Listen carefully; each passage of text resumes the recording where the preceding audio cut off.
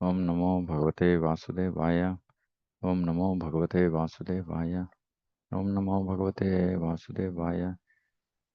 ओम अज्ञानतिमिरान्धस्य ज्ञानाञ्जनशलाकया चक्षुरुन्मिलितं येन तस्मै श्रीगुरवे नमः। नमो विष्णुपादाय कृष्णप्रेष्ठाय भूतले श्रीमते भक्तिवेदान्तस्वामिनिति नामिने। नमस्ते सारस्वती देवे गौरवाणी प्रचारिणे निर्विशेष शून्यवादि पाश्चात्य देशतारिणे। जय श्री कृष्ण चैतन्य प्रभु नित्यानंद श्री अद्वैत गदाधर शिवासादि गौर भक्तवृंद। हरे कृष्ण कृष्ण कृष्ण हरे हरे। हरे राम राम राम हरे हरे।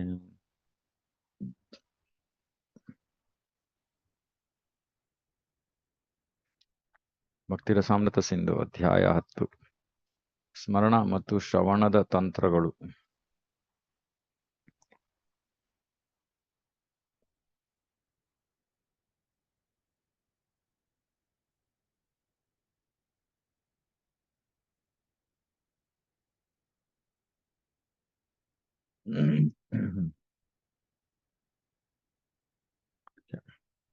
ಶ್ರವಣ.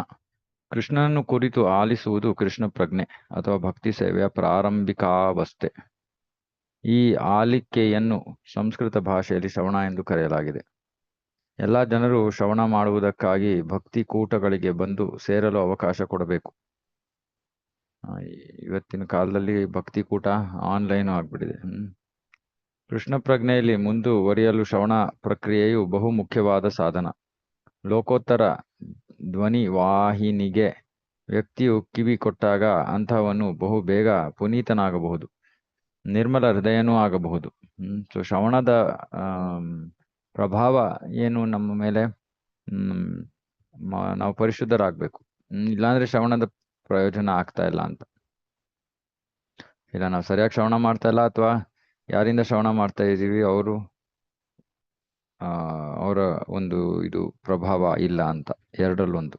ಹೆಚ್ಚು ಕಡಿಮೆ ನಾವು ಸರಿಯಾಗಿ ಶ್ರವಣ ಮಾಡ್ತಾ ಇಲ್ಲ ಅನ್ನೋದೇ ಸಾಮಾನ್ಯವಾದ ಕಾರಣ ಆಗಿರುತ್ತೆ. ಲೋಕೋತ್ತರ ಧ್ವನಿ. ಓಕೆ. ಭಗವಾನ್ ಚೈತನ್ಯರು ಕಂಠೋಕ್ತವಾಗಿ ಹೇಳುತ್ತಾರೆ, ಕಲುಷಿತ ಆತ್ಮನು ಭಕ್ತಿ ಸೇವೆಯನ್ನು ಕೈಗೊಳ್ಳುವ ಹಾಗೂ ಕೃಷ್ಣ ಪ್ರಜ್ಞೆಯನ್ನು ಅರ್ಥ ಮಾಡಿಕೊಳ್ಳುವ ನಿಟ್ಟಿನಲ್ಲಿ ಶ್ರವಣ ಕ್ರಿಯೆಯು ಕಲ್ಮಶಯುಕ್ತವಾದ ಹೃದಯವನ್ನು ನಿರ್ಮಲಗೊಳಿಸುತ್ತದೆ. ಓಕೆ, ಇದು ಗೊತ್ತು. ಶ್ರವಣ ಪ್ರಕ್ರಿಯೆ ಮೇಲೆ ಗರುಡ ಪುರಾಣವು ಬಹಳ ಚೆನ್ನಾಗಿ ಒತ್ತು ಹಾಕುತ್ತದೆ. ಅಲ್ಲಿ ಹೀಗೆಂದಿದೆ: ಐಹಿಕ ಜಗತ್ತಿನಲ್ಲಿ ಬದ್ಧ ಜೀವಿಯ ಸ್ಥಿತಿಯು ಹಾವು ಕಡಿದಿದ್ದರ ಕಾರಣ ಪ್ರಜ್ಞಾಹೀನನಾದ ವ್ಯಕ್ತಿಯ ಸ್ಥಿತಿಯಂತಿರುತ್ತದೆ. ಎರಡೂ ಪ್ರಜ್ಞಾಹೀನ ಸ್ಥಿತಿಗಳನ್ನು ಮಂತ್ರವೊಂದರ ಶಬ್ದದಿಂದ ಕೊನೆಗೊಳಿಸಬಹುದು. ವ್ಯಕ್ತಿಯೊಬ್ಬನಿಗೆ ಹಾವು ಕಡಿದಾಗ ಅವನು ಆ ಕ್ಷಣವೇ ಮರಣ ಹೊಂದುವುದಿಲ್ಲ, ಕೆಲಕಾಲ ಪ್ರಜ್ಞಾಹೀನ ಸ್ಥಿತಿಯಲ್ಲಿರುತ್ತಾನೆ. ಈ ಭೌತಿಕ ಜಗತ್ತಿನಲ್ಲಿ ಯಾರೇ ಆಗಲಿ ತನ್ನ ಆತ್ಮ ಹಾಗೂ ಭಗವಂತನೊಂದಿಗೆ ತನಗಿರುವ ನಂಟನ್ನು ಮತ್ತು ತನ್ನ ನಿಜವಾದ ಕರ್ತವ್ಯವನ್ನು ಕುರಿತಂತೆ ಪ್ರತಿಯೊಬ್ಬ ವ್ಯಕ್ತಿಯು ಅಜ್ಞಾನಿಯಾಗಿರುತ್ತಾನಾದ ಕಾರಣ ನಿದ್ರಾವಸ್ಥೆಯಲ್ಲಿರುತ್ತಾನೆ. ಆದ್ದರಿಂದ ಐಹಿಕ ಬದುಕೆಂದರೆ ಜನರು ಮಾಯೆ ಎಂಬ ಹಾವಿನ ಕಡಿತಕ್ಕೊಳಗಾಗಿ ಕೃಷ್ಣ ಪ್ರಜ್ಞೆ ಇನಿತೂ ಇಲ್ಲದೆ ಹೆಚ್ಚು ಕಡಿಮೆ ಸತ್ತಂತೆ ಇರುತ್ತಾರೆ. ಹಾವಿನಿಂದ ಕಡಿಸಿಕೊಂಡು ಪ್ರಜ್ಞಾಹೀನನಾದ ವ್ಯಕ್ತಿಯನ್ನು ಮಂತ್ರ ಹಾಕಿ ಎಚ್ಚರಿಸಬಹುದು. ಈ ಸಾಧನೆಯನ್ನು ಮಾಡಬಲ್ಲ ತಜ್ಞ ಮಂತ್ರವಾದಿಗಳು ಅನೇಕರಿದ್ದಾರೆ. ಅದೇ ರೀತಿ ಐಹಿಕ ಬದುಕಿನ ಮಾರಕ ಪ್ರಜ್ಞಾಹೀನ ಸ್ಥಿತಿಯಿಂದ ಕೃಷ್ಣ ಪ್ರಜ್ಞೆಗೆ ಮರಳಿಸಬಲ್ಲ ಮಂತ್ರ ಹೊಂದಿದೆ. ಅದೇ ಮಹಾಮಂತ್ರ. ಹಾವು ಕಡ್ದಿದ್ದಕ್ಕೆ ಇಲ್ಲಿ ಹೋಲಿಕೆಯನ್ನ ಕೊಡ್ತಾ ಇದ್ದಾರೆ. ಸೊ ಶ್ರವಣದಿಂದ ನಾವು ಜಾಗೃತರಾಗ್ಬೋದು, ನಾವು ಎಚ್ಚರಗೊಳ್ಬೋದು. ಶ್ರವಣದ ಮಹತ್ವವನ್ನು ಶುಕಮುನಿಗಳು ಪರೀಕ್ಷಿತ ಮಹಾರಾಜನಿಗೆ ತಿಳಿಸುವ ಸಂದರ್ಭವೊಂದು ಭಾಗವತದ 4ನೇ ಸ್ಕಂದದಲ್ಲಿ ಬರುತ್ತದೆ. ಶುಕಮುನಿಗಳು ಹೇಳ್ತಾರೆ, ಪ್ರಿಯ ದೊರೆ, ಆಚಾರ್ಯರು ಪ್ರಭುವಿನ ಲೋಕೋತ್ತರ ಕಾರ್ಯಗಳ ವಿಷಯವಾಗಿ ಉಪನ್ಯಾಸ ಮಾಡುವ ಸ್ಥಳಗಳಲ್ಲಿ ವ್ಯಕ್ತಿಯು ಉಪಸ್ಥಿತನಿರಬೇಕು. ಚಂದ್ರ ವದನ ಸದೃಶವಾದ ಮುಖ ಕಾಂತಿಯುಳ್ಳ ಅಂತಹ ಮಹಾಪುರುಷರ ಬಾಯಿಂದ ಹರಿದು ಬರುವ ಜೇನಿನ ಹೊಳೆಯಂತಹ ಮಾತಿಗೆ ಕಿವಿ ಕೊಡಬೇಕು. ನೋಡಿ, ವೈಷ್ಣವರ ಇಲ್ಲಿ ಗುಣಗಾನ ಮಾಡ್ತಾ ಇದ್ದಾರೆ. ಚಂದ್ರವದನ ಸದೃಶವಾದ ಮುಖ ಕಾಂತಿಯುಳ್ಳ ಅಂತಹ ಮಹಾಪುರುಷರ ಬಾಯಿಂದ ಹರಿದು ಬರುವ ಜೇನಿನ ಹೊಳೆಯಂತಹ ಮಾತಿಗೆ ಕಿವಿ ಕೊಡಬೇಕು. ಅಂತಹ ಅಲೌಕಿಕ ವಾಣಿಯನ್ನು ವ್ಯಕ್ತಿಯು ಕಾತರದಿಂದ ಆಲಿಸುತ್ತಲೇ ಇದ್ದರೆ ಅಂತಹವನು ಲೌಕಿಕ ಹಸಿವು, ಬಾಯಾರಿಕೆ, ಭಯ ಹಾಗೂ ಶೋಕಗಳಿಂದಲೂ ಮತ್ತು ಅಸ್ತಿತ್ವದ ಭ್ರಮೆಗಳಿಂದಲೂ ಮುಕ್ತನಾಗುತ್ತಾನೆ. ಸತತವಾಗಿ ಶ್ರವಣ ಮಾಡೋದ್ರಿಂದ. ಸತತವಾಗಿ ಶ್ರವಣ ಮಾಡೋದ್ರಿಂದ ಏನಾಗುತ್ತೆ?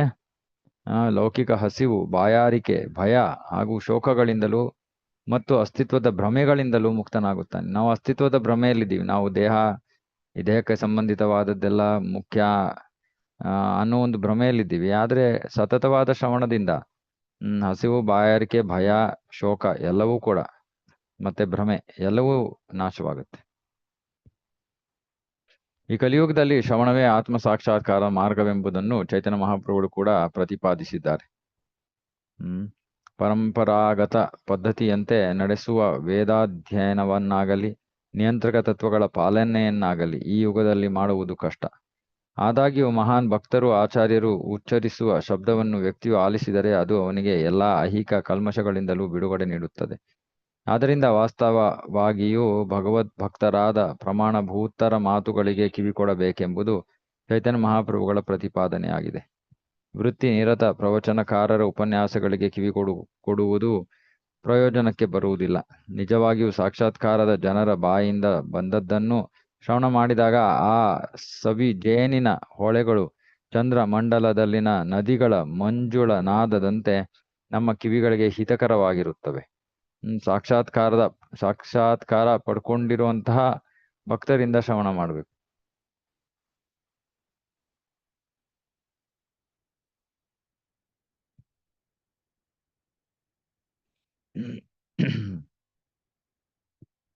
ಭಗವದ್ಗೀತೆಯಲ್ಲಿ ಹೇಳಲಾಗಿರುವಂತೆ ಕೃಷ್ಣ ಪ್ರಜ್ಞೆ ಭಾವದಲ್ಲಿ ನೆಲೆ ನಿಲ್ಲುವುದರಿಂದ ಮಾತ್ರ ಐಹಿಕ ಭೋಗಾಸಕ್ತನು ತನ್ನ ಮೋಹವನ್ನು ತ್ಯಜಿಸಬಹುದು. ಶ್ರೇಷ್ಠವಾದ ಕಾಯಕವನ್ನು ಇಟ್ಟುಕೊಂಡಲ್ಲದೆ ಅಧಮ ಬಗೆಯ ಕಾಯಕವನ್ನು ತೊರೆಯಲಾಗದು. ಶ್ರೇಷ್ಠವಾದ ಕಾಯಕ ನಮಗೆ ಇರ್ಲಿಲ್ಲ ಅಂದ್ರೆ ಅಧಮ ಕಾರ್ಯಗಳನ್ನು ನಾವು ತೊರೆಯೋದಿಲ್ಲ. ಈ ಐಹಿಕ ಜಗತ್ತಿನಲ್ಲಿ ಪ್ರತಿಯೊಬ್ಬನೂ ಅಪರಾಶಕ್ತಿ ಪ್ರೇರಿತ ಭ್ರಮಾತ್ಮಕ ಚಟುವಟಿಕೆಗಳಲ್ಲಿ ಮಗ್ನನಾಗಿದ್ದಾನೆ. ಕೃಷ್ಣನು ಮಾಡುವ ಪರಾಶಕ್ತಿ ಪ್ರೇರಿತ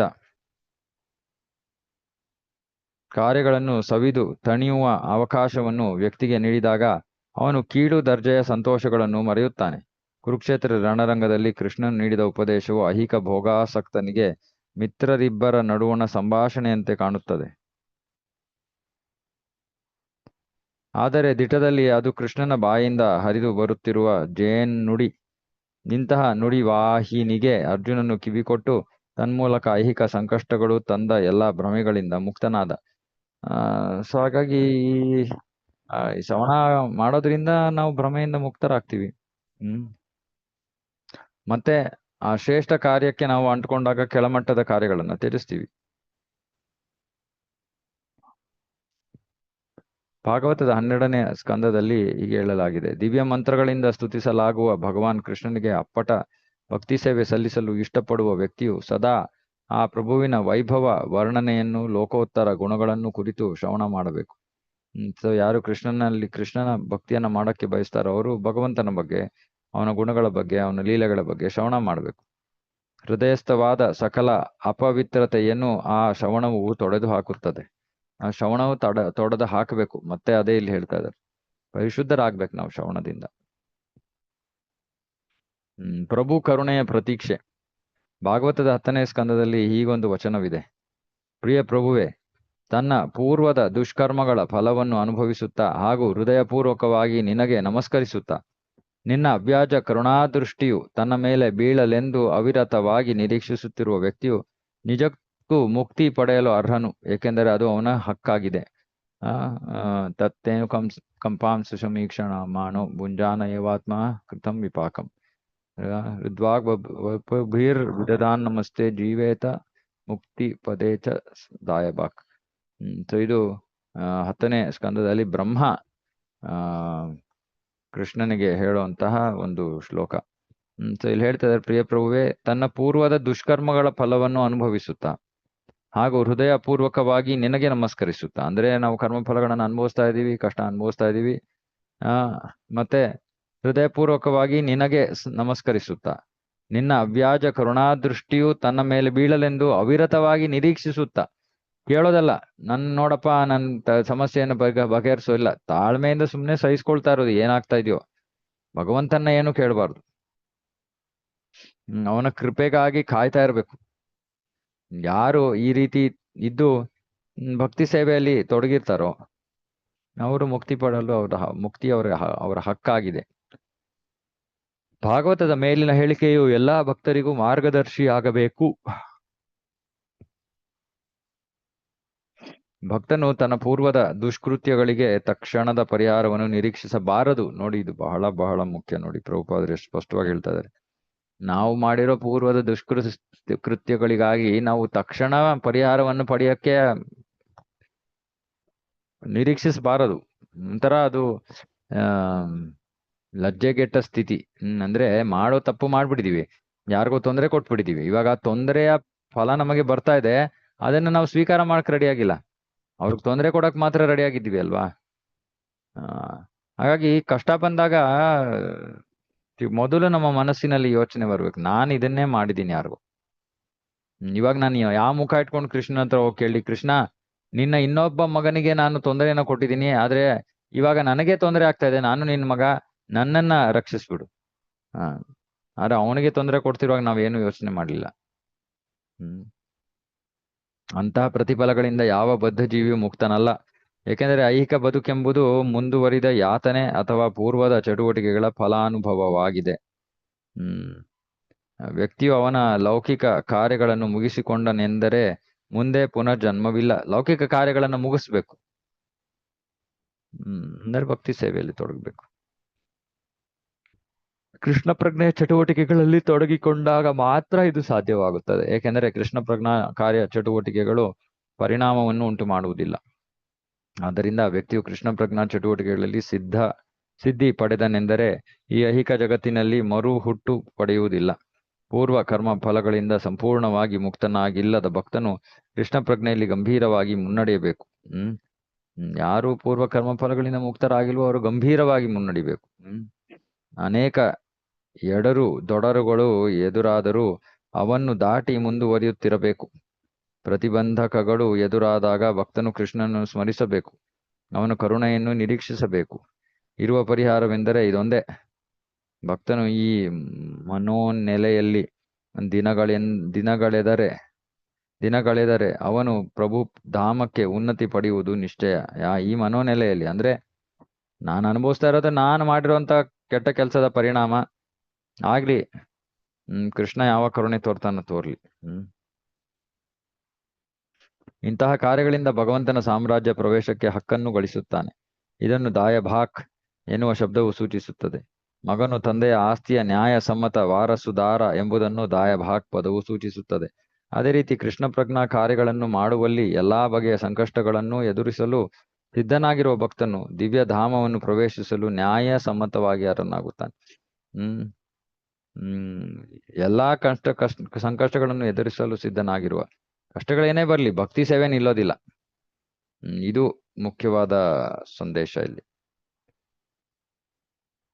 ಸ್ಮರಣೆ ಹೇಗೋ ಅಂತೂ ವ್ಯಕ್ತಿಯು ಕೃಷ್ಣನೊಂದಿಗೆ ತನಗಿರುವ ನಂಟನ್ನು ಸ್ಥಾಪಿಸಿಕೊಂಡಲ್ಲಿ ಆ ನಂಟನ್ನು ಸ್ಮರಣೆ ಎಂದು ಕರೆಯುತ್ತಾರೆ. ಸ್ಮರಣೆಯನ್ನು ಕುರಿತ ಹಾಗೆ ವಿಷ್ಣು ಪುರಾಣದಲ್ಲಿ ಸುಂದರವಾದ ಮಾತೊಂದಿದೆ.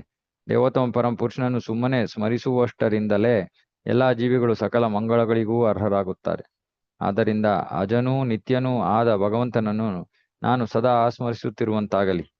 ಇದೇ ಸ್ಮರಣೆಯನ್ನು ಪದ್ಮಪುರಾಣದಲ್ಲಿ ಈ ಮಾತುಗಳ ದ್ವಾರ ವಿವರಿಸಲಾಗಿದೆ.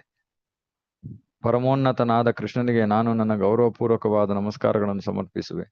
ಏಕೆಂದರೆ ಬದುಕಿರುವಾಗಲಾಗಲಿ ಮರಣ ಸಮಯದಲ್ಲಾಗಲಿ ಅವನನ್ನು ಸ್ಮರಿಸುವವನು ಸಕಲ ಪಾಪ ಕರ್ಮ ಫಲಗಳಿಂದಲೂ ಮುಕ್ತನಾಗುತ್ತಾನೆ.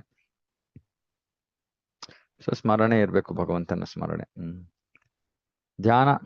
ಧ್ಯಾನ ಎಂದರೆ ಭಗವಂತನ ರೂಪ, ಗುಣ, ಕಾರ್ಯ ಹಾಗೂ ಸೇವೆಯಲ್ಲಿ ಮನಸ್ಸನ್ನು ಏಕಾಗ್ರಗೊಳಿಸುವುದು. ಸೇವೆಯಲ್ಲೂ ಕೂಡ ಏಕಾಗ್ರಗೊಳಿಸುವುದು, ಅದು ಧ್ಯಾನ. ಧ್ಯಾನ ಎನ್ನುವುದು ನಿರಾಕಾರವೋ ಶೂನ್ಯವೋ ಆದದ್ದಲ್ಲ. ವೈದಿಕ ಸಾಹಿತ್ಯ ಕೃತಿಗಳು ಹೇಳುವಂತೆ ಧ್ಯಾನವು ಸದಾ ವಿಷ್ಣುವಿನ ರೂಪವನ್ನು ಕುರಿತದ್ದಾಗಿರಬೇಕು. ಭಗವಂತನ ರೂಪವನ್ನು ಕುರಿತು ಧ್ಯಾನಿಸುವ ಪ್ರಕ್ರಿಯೆಯ ಬಗ್ಗೆ ನೃಸಿಂಹ ಪುರಾಣದಲ್ಲಿ ಒಂದು ಉಕ್ತಿ ಉಂಟು. ಅದು ಹೀಗಿದೆ: ದೇವೋತ್ತಮ ಪರಮ ಪುರುಷನ ಪಾದ ಕಮಲಗಳಲ್ಲಿ ಮನ ನೆಟ್ಟು ಧ್ಯಾನಿಸುವುದನ್ನು ಲೋಕೋತ್ತರ ಕ್ರಿಯೆ ಎಂದು ಪರಿಗಣಿಸುತ್ತಾರೆ ಮತ್ತು ಅದು ಐಹಿಕ ಸುಖ ದುಃಖಗಳನ್ನು ಮೀರಿದ ಅನುಭವವಾಗಿರುತ್ತದೆ. ಇಂತಹ ಧ್ಯಾನದಿಂದ ಬಹು ದೊಡ್ಡ ದುಷ್ಟನು ಕೂಡ ತನ್ನ ಬದುಕಿನ ಪಾಪಕರ್ಮ ಫಲಗಳಿಂದ ವಿಮೋಚನೆ ಪಡೆಯಬಹುದು. ನಮಗೆ ಧ್ಯಾನ ಬಹಳ ಸುಲಭ. ಸುಮ್ಮನೆ ಕೃಷ್ಣನ ಬಗ್ಗೆ ಶ್ರವಣ ಮಾಡ್ತಾ ಇದ್ರೆ, ಕೃಷ್ಣನ ಉಪದೇಶದ ಬಗ್ಗೆ ಶ್ರವಣ ಮಾಡ್ತಾ ಇದ್ರೆ ಅದು ಧ್ಯಾನ ಅಷ್ಟೇ. ಜಾಸ್ತಿ ತಲೆ ಕೆಡಿಸ್ಕೋಬೇಕಾಗಿಲ್ಲ. ಕೃಷ್ಣ ಕತೆ ಕೇಳ್ತಾ ಇದೀವ, ಭಾಗವತ ಶ್ರವಣ ಮಾಡ್ತಾ ಇದೀವ, ಧ್ಯಾನ. ಇನ್ನೇನು ಮಾಡ್ಬೇಕಾಗಿಲ್ಲ. ಪ್ರಭುವಿನ ಲೋಕೋತ್ತರ ಗುಣಗಳನ್ನು ಮನಸಾ ಧ್ಯಾನಿಸುವುದನ್ನು ಕುರಿತಂತೆ ವಿಷ್ಣು ಧರ್ಮದಲ್ಲಿ ಹೀಗೊಂದು ವಚನವಿದೆ. ಯಾರು ಸದಾ ಕೃಷ್ಣ ಪ್ರಜ್ಞಾ ಭಾವದಲ್ಲಿರುತ್ತಾರೋ, ಯಾರು ಪ್ರಭುವಿನ ಅಲೌಕಿಕ ಗುಣಗಳನ್ನು ಸ್ಮರಿಸುತ್ತಿರುತ್ತಾರೋ ಅಂಥವರು ಸಕಲ ಪಾಪಕೃತ್ಯ ಫಲಗಳಿಂದ ಬಿಡುಗಡೆ ಪಡೆಯುತ್ತಾರೆ. ಹೀಗೆ ಪಾವನರಾದ ಬಳಿಕ ಭಗವಂತನ ಸಾಮ್ರಾಜ್ಯದಲ್ಲಿರಲು ಅರ್ಹರಾಗುತ್ತಾರೆ. ಯಾರು ಸದಾ ಕೃಷ್ಣ ಪ್ರಜ್ಞಾ ಭಾವದಲ್ಲಿರುತ್ತಾರೋ, ಯಾರು ಪ್ರಭುವಿನ ಅಲೌಕಿಕ ಗುಣಗಳನ್ನು ಸ್ಮರಿಸುತ್ತಿರುತ್ತಾರೋ ಅವರು. ಬೇರೆ ಮಾತುಗಳಲ್ಲಿ ಹೇಳುವುದಾದರೆ, ಪಾಪ ಕರ್ಮ ಫಲಗಳಿಂದ ಮುಕ್ತರಾದ ಹೊರತು ಯಾರೂ ಭಗವತ್ ಸಾಮ್ರಾಜ್ಯವನ್ನು ಪ್ರವೇಶಿಸಲಾರರು. ಭಗವಂತನ ರೂಪ, ಗುಣ ಹಾಗೂ ಲೀಲೆಗಳ ಸ್ಮರಣ ಮಾತ್ರದಿಂದಲೇ ನಾವು ಪಾಪ ಕರ್ಮ ಪರಿಣಾಮಗಳಿಂದ ಮುಕ್ತರಾಗಬಹುದು. ಸೊ ಇದೆಲ್ಲದರ ಒಂದು ಸೊ ಈ ನಮಗೆ ಪ್ರಭುಪಾದರು ಕೊಟ್ಟಿರೋ ಪ್ರಕ್ರಿಯೆಯಲ್ಲಿ ನಮಗೆ ಬೇಕಾಗಿರೋ ಎಲ್ಲವೂ ಇದೆ. ನಾವದನ್ನು ಸರಿಯಾಗಿ ಅಳವಡಿಸ್ಕೋಬೇಕು. ಅಲ್ಲದೆ ಈ ಹರಿನಾಮ ಜಪ ಈ ಎಲ್ಲಾ ಕಾರ್ಯಚಟುವಟಿಕೆಗಳ ಸಾರ. ಇವಾಗ ಯಾವಾಗಲೂ ಕೃಷ್ಣನ ಲೀಲೆಗಳನ್ನ ಅಥವಾ ಗುಣಗಳನ್ನ ಸ್ಮರಣೆ ಮಾಡೋ ಸ್ಥಿತಿಯಲ್ಲಿ ನಾವು ಇಲ್ಲೇ ಇರ್ಬೋದು, ಆದ್ರೆ ನಾಮ ಜಪ ಮಾಡೋ ಸ್ಥಿತಿಯಲ್ಲಂತೂ ಇದ್ದೇ ಇರ್ತೀವಿ. ಹಾಗಾಗಿ ಕೃಷ್ಣ ಬಹಳ ಕರುಣೆ ತೋರಿ ಈ ನಾಮ ಜಪದ ಪ್ರಕ್ರಿಯೆಯನ್ನು ಕೊಟ್ಟಿದ್ದಾನೆ. ಪ್ರಭುವಿನ ಲೀಲಾ ಕಾರ್ಯಗಳ ಸ್ಮರಣೆಯ ಬಗೆಗೆ ಪದ್ಮಪುರಾಣದಲ್ಲಿ ಒಂದು ವಚನವಿದೆ. ಪ್ರಭುವಿನ ರಮ್ಯ ಲೀಲೆಗಳ ಹಾಗೂ ಅದ್ಭುತ ಕಾರ್ಯಗಳ ಧ್ಯಾನದಲ್ಲಿ ಯಾರು ಸದಾ ನಿರತನಾಗಿರುವನೋ ಅಂತ ವ್ಯಕ್ತಿಯು ನಿಶ್ಚಯವಾಗಿ ಸಕಲ ಐಹಿಕ ಕಲ್ಮಶಗಳಿಂದ ಮುಕ್ತನಾಗುತ್ತಾನೆ. ಭಕ್ತಿ ಕಾರ್ಯಗಳನ್ನು ಕುರಿತಂತೆ ಧ್ಯಾನ ಮಾಡುವಷ್ಟರಿಂದಲೇ ವ್ಯಕ್ತಿಯು ಅಪೇಕ್ಷಿತ ಫಲಗಳನ್ನೆಲ್ಲ ಪಡೆಯುತ್ತಾನೆ. ಭಕ್ತಿ ಕಾರ್ಯಗಳನ್ನು ಧ್ಯಾನ ಮಾಡುವುದರಲ್ಲೇ ಕುರಿತಂತೆ ಧ್ಯಾನ ಮಾಡುವುದಷ್ಟರಿಂದಲೇ.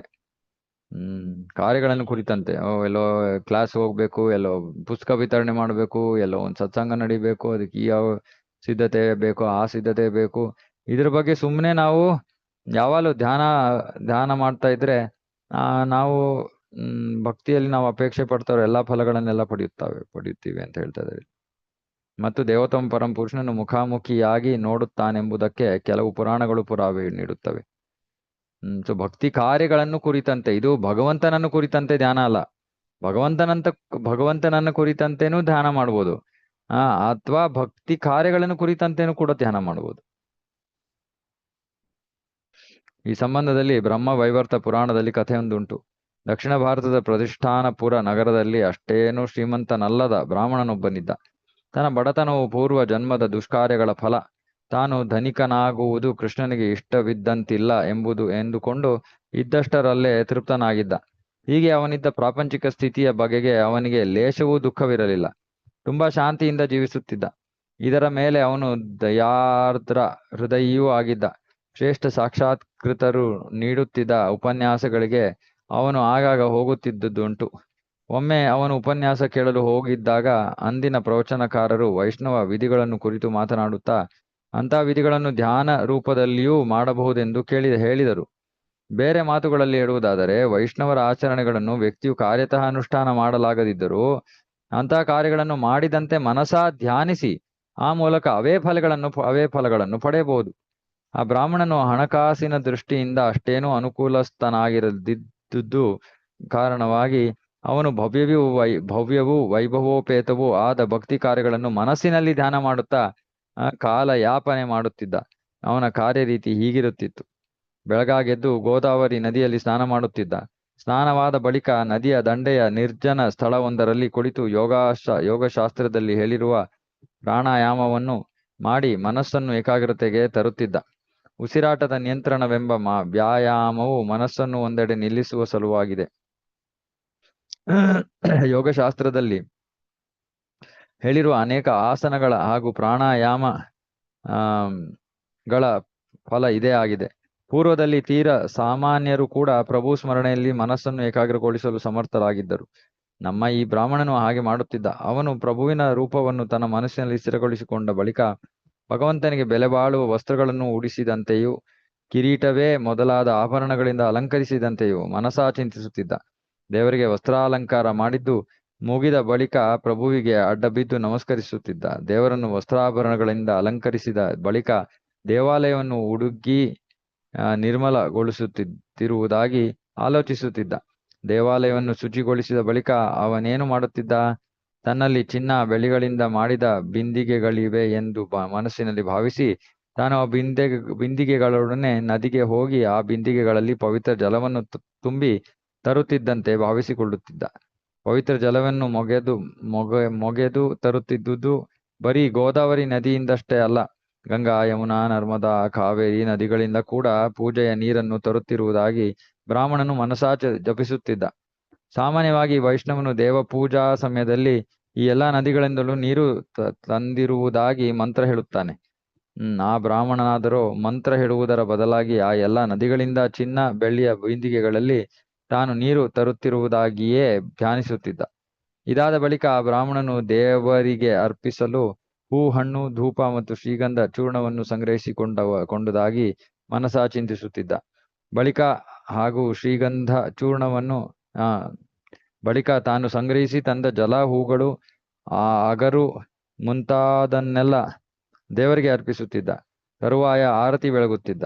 ಹೀಗೆ ಕ್ರಮಾಗತವಾಗಿ ದೇವ ಪೂಜೆಗೆ ಸಂಬಂಧಿಸಿದ ಎಲ್ಲ ನಿಯಂತ್ರಕ ತತ್ವಗಳನ್ನು ಪಾಲಿಸುತ್ತಿದ್ದ.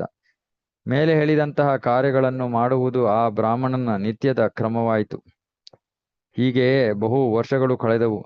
ತಾನು ಹಾಲು ಸಕ್ಕರೆ ಬೆರೆಸಿದ ಪಾಯಸವನ್ನು ತಯಾರಿಸಿದಂತೆಯೂ ಆ ಪಾಯಸವನ್ನು ಭಗವಂತನಿಗೆ ಅರ್ಪಿಸಿದಂತೆಯೂ ಒಂದು ದಿನ ಧ್ಯಾನದ ಸಮಯದಲ್ಲಿ ಆ ಬ್ರಾಹ್ಮಣನು ಮನಸಾ ಚಿಂತಿಸಿದ. ಆ ಬ್ರಾಹ್ಮಣನು ತಯಾರಿಸಿದ್ದ ಪಾಯಸವು ತಾನೇ ತಯಾರಿಸಿದ್ದುದರಿಂದ ತಯಾರಿಸಿದ್ದರಿಂದ ಬಿಸಿಯಾಗಿತ್ತು. ಹೀಗೆ ಆ ಪಾಯಸವು ಭಗವಂತನಿಗೆ ಅರ್ಪಣೆಯಾಗುವಷ್ಟು ಆರಿದೆಯೋ ಇಲ್ಲವೋ ನೋಡಬೇಕೆನಿಸಿತು ಆ ವಿಪ್ರನಿಗೆ. ಹೀಗೆಂದುಕೊಳ್ಳುತ್ತಾ ಆ ವಿಪ್ರನು ಪಾಯಸದ ಪಾತ್ರೆಯ ಮೇಲೆ ಬೆರಳಿಟ್ಟೊಡನೆಯೇ ಪಾತ್ರೆಯ ಶಾಖದಿಂದಾಗಿ ಅವನ ಬೆರಳು ಸುಟ್ಟು ಹೋಯಿತು. ಹೀಗಾಗಿ ಅವನ ಧ್ಯಾನಕ್ಕೆ ಭಂಗ ಒದಗಿತು. ಆದರೆ ಅವನು ತನ್ನ ಬೆರಳನ್ನು ನೋಡಿದಾಗ ಅದು ವಾಸ್ತವವಾಗಿ ಸುಟ್ಟಿರುವುದನ್ನು ಕಂಡ ಮತ್ತು ಇದು ಹೇಗಾಯಿತೆಂಬ ವಿಸ್ಮಯ ಆ ಬ್ರಾಹ್ಮಣನನ್ನು ಆವರಿಸಿಕೊಂಡಿತು. ಬಿಸಿಯಾದ ಪಾಯಸವಿದ್ದ ಪಾತ್ರೆಯನ್ನು ಮುಟ್ಟಿದ್ದಂತೆ ಸುಮ್ಮನೆ ಧ್ಯಾನಿಸಿದ ಮಾತ್ರಕ್ಕೆ ಅವನ ಬೆರಳು ವಾಸ್ತವವಾಗಿ ಸುಟ್ಟು ಹೋಗಬಹುದೆಂದು ಆ ಬ್ರಾಹ್ಮಣನು ಆಲೋಚಿಸಿರಲಿಲ್ಲ. ಬ್ರಾಹ್ಮಣನು ಈ ಘಟನೆಯನ್ನು ಕುರಿತು ಆಲೋಚಿಸುತ್ತಿದ್ದ ಹೊತ್ತಿನಲ್ಲಿ ಅತ್ತ ವೈಕುಂಠದಲ್ಲಿ ಐಶ್ವರ್ಯ ದೇವತೆ ಲಕ್ಷ್ಮಿಯೊಡನೆ ಕುಳಿತಿದ್ದ ನಾರಾಯಣನು ತನ್ನಲ್ಲಿಯೇ ನಸುನಕ್ಕ.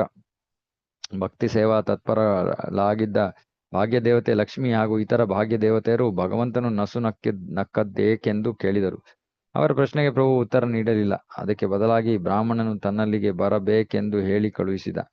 ವೈಕುಂಠ ಲೋಕದಿಂದ ಹೊರಟ ಒಂದು ವಿಮಾನವು ಆ ಕೂಡಲೇ ಬ್ರಾಹ್ಮಣನನ್ನು ನಾರಾಯಣನಿದ್ದ ಸ್ಥಾನಕ್ಕೆ ಕರೆತಂದಿತು.